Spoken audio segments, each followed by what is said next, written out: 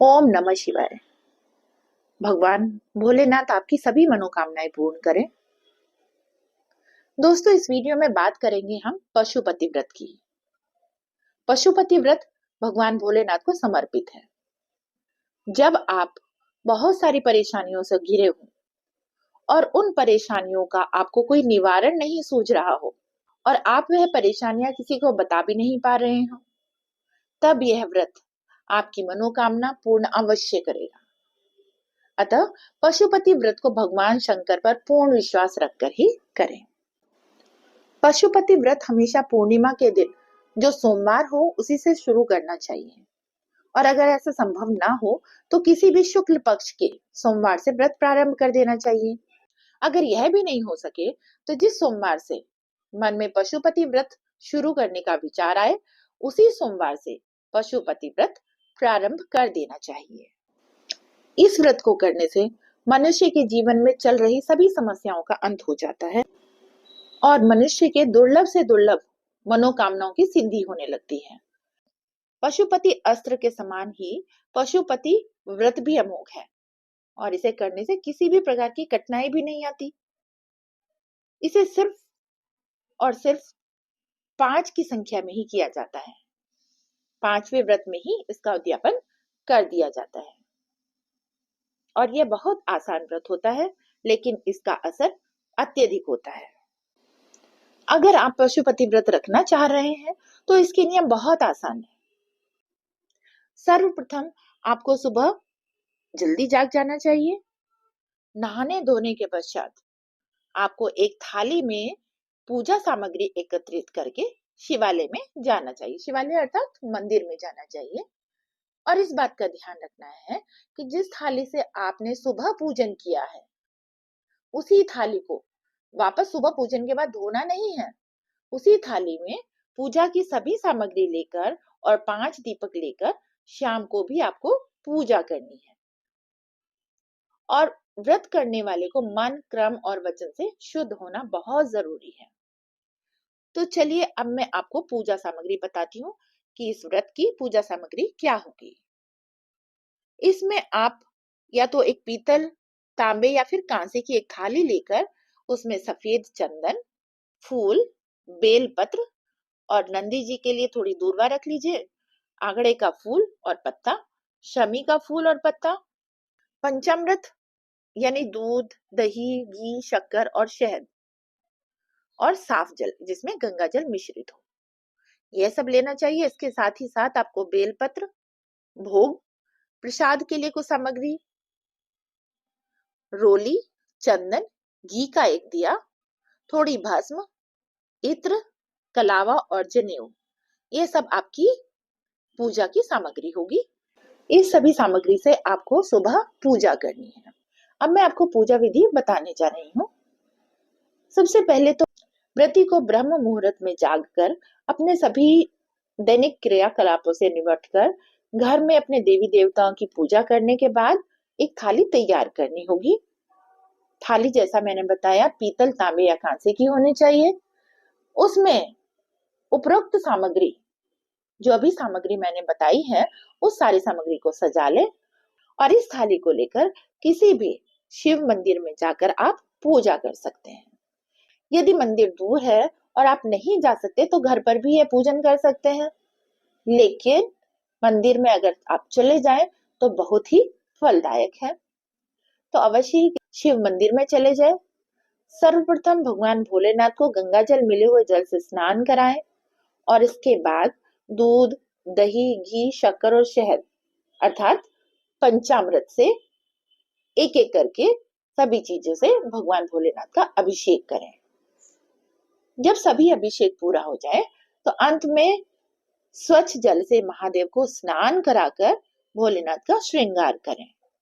सबसे पहले उन्हें इत्र लगाएं, फिर चंदन लगाएं और उसके बाद आप जनेऊ पहनाएंगे और अंत में वस्त्र स्वरूप मौली उन्हें अर्पित करेंगे।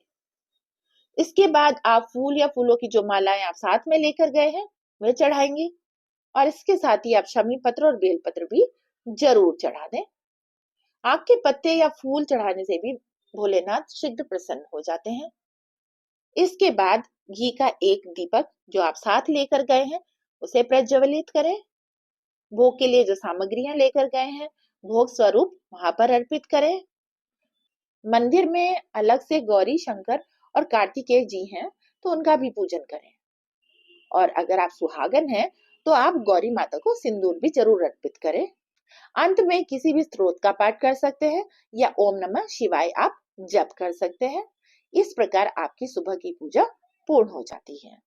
अब जिस थाली में आपने सुबह की पूजा की है उसी थाली में आपको शाम की पूजा भी करनी है। आप उस थाली को बिना धोए रख दें।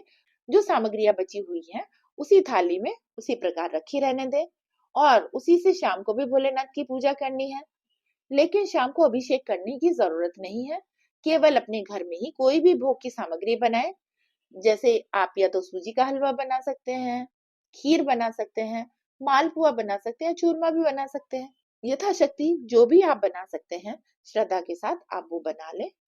उसके बाद घी के 6 दिए अपने साथ लेकर मंदिर जाएं। उसी थाली में यह सारी सामग्री आपको मंदिर ले जानी है। मंदिर जाकर आप पूरे 6 दिए मंदिर में रख दें। लेकिन उन 6 दियों से सिर्फ 5 दिए आपको वहां पर प्रज्वलित करने हैं। छठे दिए को बिना जलाए आप अपनी थाली में वापस उठाकर रख लें। अब भोलेनाथ के लिए जो आप प्रसाद बनाकर ले गए हैं उस प्रसाद के 3 हिस्से करें। आप साथ में दोने लेकर जा सकते हैं तो वो जो 2 हिस्से हैं आप दोनों में रखकर भगवान भोलेनाथ को अर्पित कर दें और एक हिस्सा स्वयं के लिए उठाकर घर ले आए, जिसे आपको प्रसाद के रूप में पूजा के बाद स्वयं ग्रहण करना है। 5 दिए मंदिर में प्रज्वलित करने के बाद जब एक दिया जो बिना जलाया हुआ है उसे घर लेकर आए हैं, इस दिए को घर की चौखट पर, यानी आप घर में प्रवेश करने से पहले जब आप अपने घर की तरफ मुंह करके अंदर आने को होंगे तो उससे पहले आप देखेंगे कि आपका दायां हाथ किस साइड में है, किस तरफ है। तो जिस तरफ आपका दाहिना हाथ है उस तरफ घर की चौखट पर घी का एक दिया बचा हुआ जो आपके पास दिया है वह जला दें और भोलेनाथ को प्रणाम कर अपनी मनोकामनाओं की पूर्ति के लिए कामना करें। फिर आप घर में प्रवेश करेंगे और घर में आकर वह जो बचा हुआ तीसरा हिस्सा है जो आप मंदिर से लेकर आए हैं उसे ग्रहण कर लें। आपको इस बात का विशेष ध्यान रखना है कि जो आप मंदिर से अपना हिस्सा लेकर आए हैं उसे भूल कर भी आपको किसी अन्य व्यक्ति को नहीं देना है। घर के किसी दूसरे सदस्य को आपको वह प्रसाद का हिस्सा नहीं देना है। इस प्रकार आपकी शाम की पूजा भी पूर्ण हो जाती है। दोस्तों, पशुपति व्रत का उद्यापन व्रत के 5वें दिन ही किया जाता है। उद्यापन की सारी विधि सामान्यतः वही रहेगी जो हम प्रतिदिन पूजा करते हैं। जिस प्रकार पूजा करते हैं, 5 दीपक जलाते हैं, प्रसाद के 3 हिस्से करते हैं, वो सभी आपको करना है। और उसके अलावा एक काम और करना है। जिस दिन आपको उद्यापन करना है उस दिन थोड़ा सीधा यानी कि कच्चा अनाज भी आप मंदिर ले जाएं। उस कच्चे अनाज में या तो आप आटा रख सकते हैं, थोड़ा मीठा रख सकते हैं, चावल इत्यादि ले जा सकते हैं।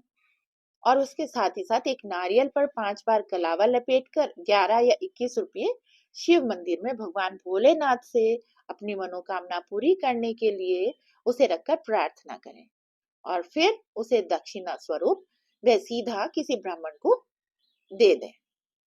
बस यही है छोटी सी व्रत की उद्यापन विधि। इस प्रकार व्रत करने से ही महादेव भोलेनाथ प्रसन्न हो जाते हैं, आपकी सभी मनोकामनाएं पूर्ण कर देते हैं। अगर आपको जानकारी पसंद आई है तो वीडियो को लाइक करके चैनल को सब्सक्राइब जरूर कर दीजिएगा और कमेंट में जरूर बताइएगा कि आपको यह जानकारी कैसी लगी है। धन्यवाद।